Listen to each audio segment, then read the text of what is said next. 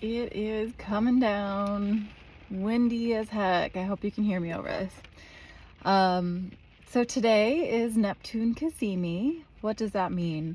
A Cazimi is when a planet is in the heart of the sun. So the zodiac sign that Neptune is in alignment with the degree that the sun is in, the zodiac sign. And so we have both Neptune and the sun at 29 degrees Pisces today. And what this is, 29 degrees is considered an anaretic degree. It is a critical degree, meaning it's the very last degree of the zodiac. And so it's a really good opportunity to wrap up any sort of endings, closure, things that need to be finished out before we begin the next cycle with Neptune and the sun moving into Aries.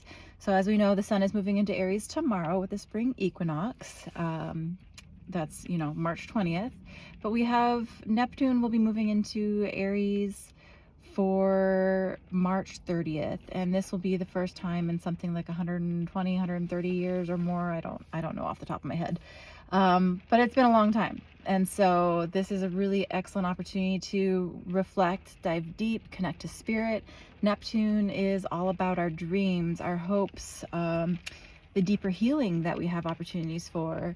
It can be about illusions as well. So originally, before I remembered that today was the Cazimi, I had planned a couple of rituals, ideas, work opportunities for me to dive into. And then I realized that would be better tomorrow or moving towards the new moon solar eclipse later next week. And so what I have found is that this energy, with it being Neptune, Pisces is ruled by Neptune. It has been a really great opportunity for me to dive deep into healing old wounds, old stories, old narratives, karmic connections, clearing the illusions of external influences over me, right? And so through the course of connecting with other people's readings, tapping in with my own energy, while I had originally set the intention to finish the book I was reading last night, rather than diving into the rich world of the fantasy realm of that I'm reading in, which is healing on its own, I found myself called to just go ahead, lay there and meditate for like an hour or two before falling asleep. And as I did, I noticed that anywhere that I felt like cords of connection from other people who I have felt have caused me harm or wounded me in some way, I found myself being brought awareness to that space in my energy body. And bringing that energy up into not just my heart center, but my higher heart center here, the thymus chakra, the thymus gland. The higher heart chakra is like the community heart, and this is where we transmute healing for other people. And I'm not saying take on other people's karma, I'm not saying take on other people's emotional wounds, but this is where I find when I'm having an experience of feeling pain or cords of attachment or needing to extend forgiveness to somebody, I find that whatever those cords of energy automatically detach when I bring the energy into that heart space and transmute. And so what does this look like? What am I talking about? The energy of cords can feel like energy like tugging at you from different people, different places, different things, different experiences. And so obviously we've heard about cord clearing rituals where you can detach these cords from your chakras and stuff like that.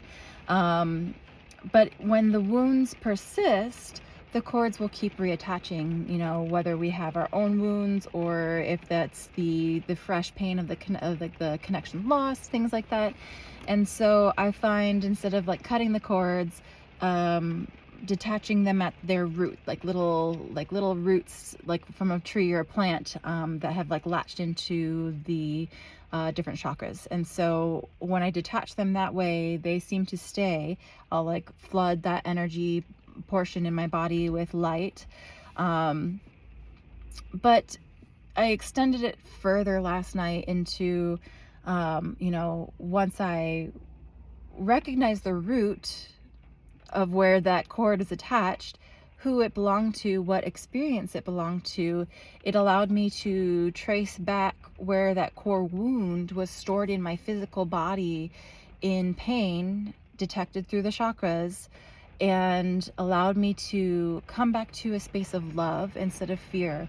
And instead of being angry or hurt, which are natural, normal emotions, not saying to reject your own anger or your own pain, but instead of stagnating in that energy, I found myself,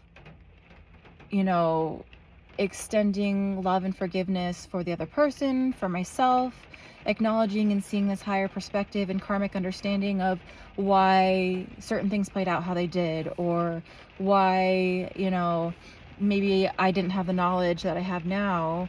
And I've been like reviewing that part of myself or that experience with the perception and the criticism of like, well, why didn't I do this? Why didn't I fix that? And it's like, well, different person than who I am now. And so that experience helped me learn and grow and shape. And so, I can have forgiveness for myself for not knowing better, for not having the strength or the courage to do things differently, because that's something that's developed over time. And same thing for the other person. We all have our own inner children, our inner child, right? And many of us are operating from a place of woundedness, and not as many people are consciously aware of how their actions are motivated or driven by certain things. And so doing this, I could feel like it felt like this energy would like literally burn off of that higher heart center.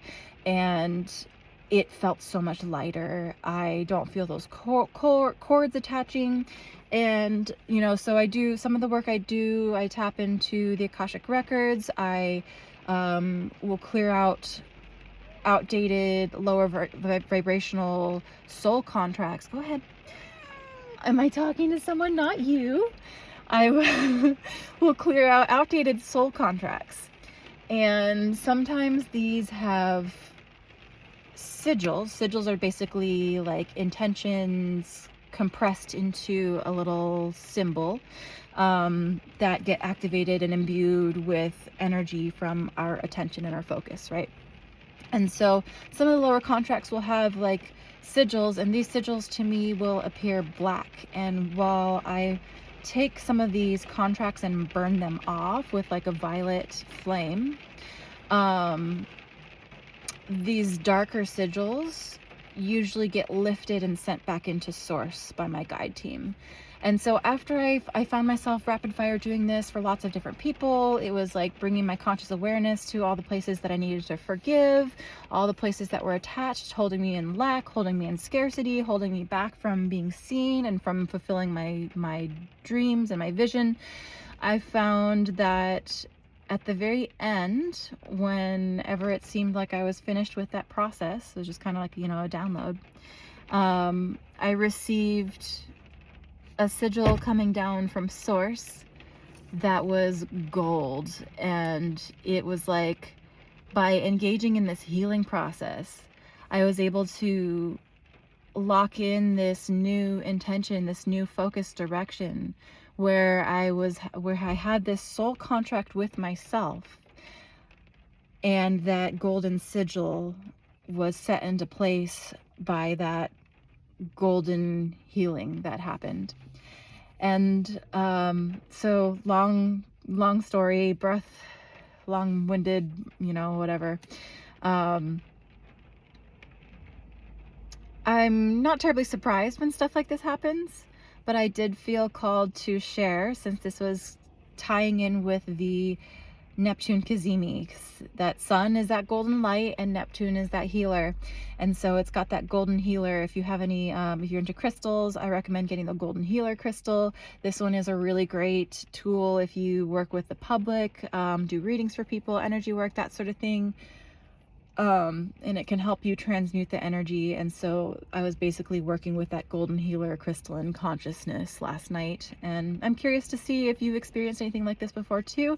If this is brand new for you, let me know in the comments. If you would like me to assist you in facilitating this type of energetic cleanse and reset for yourself, get at me in the comments, or DM me, email mysticmantisarts@gmail.com, and we can set up a session to help realign your energy and create this catalyst for you in your own chart as well too. So thanks so much for listening this long. If you have, like and follow for more, and I appreciate you being here.